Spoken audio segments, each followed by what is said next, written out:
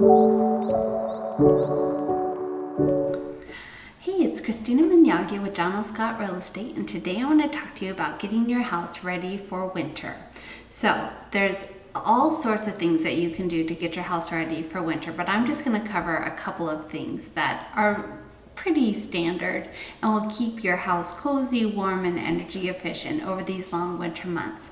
Now, the first thing has nothing to do with energy efficiency, but you should check the batteries on your CO2 and smoke detectors when we do our fallback. That's the only good thing that daylight savings time is for, is to remind you to check your batteries in your smoke detectors and your CO2 detectors. Because there's nothing more annoying, in my opinion, than the beep that goes off in the middle of the night, no less, when your smoke detector is low on a battery. So just once a year, twice a year, change those batteries out and you won't have to worry about that. The next thing on the list, especially if you live in a cold weather climate like we do here in Walla Walla, is to remove all your garden hoses from your spouts.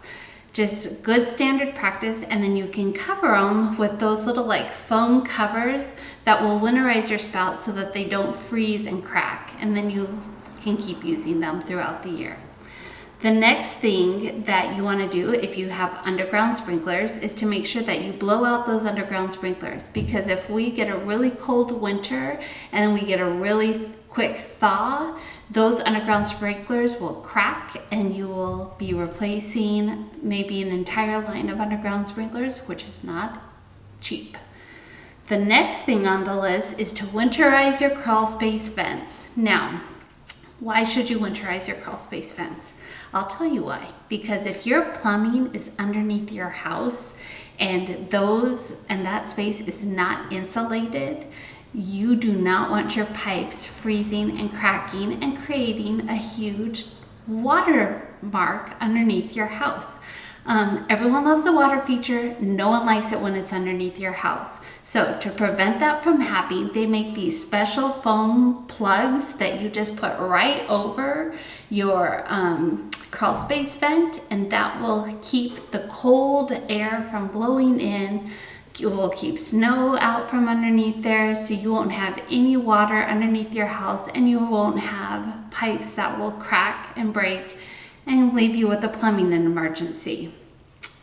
The next thing, if you have a fireplace, make sure you clean out the flue and you have someone come and check your chimney that it's clear of all debris. You don't want any dead animals in your chimney, because who wants to light a fire and smell a roasted raccoon or possum? Not me.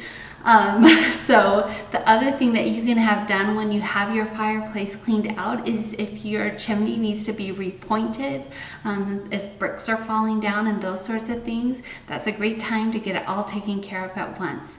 If you have a furnace and you're going to start using it here soon, then you are going to want to clean out your ductworks, especially if it's been a while or if it's a new to you home and the seller did not previously clean them. Because everything that was in the house prior to you living there or throughout the whole last year is going to blow right out of those ducts the second you turn on your heat. And there is nothing like having a massive sneezing attack because there's cat hair or dog hair or anything else in the ductwork that you are now breathing in. The last thing on my list is to check your doors, windows, and baseboards for drafts. Now, I live in a house that was built in 1900.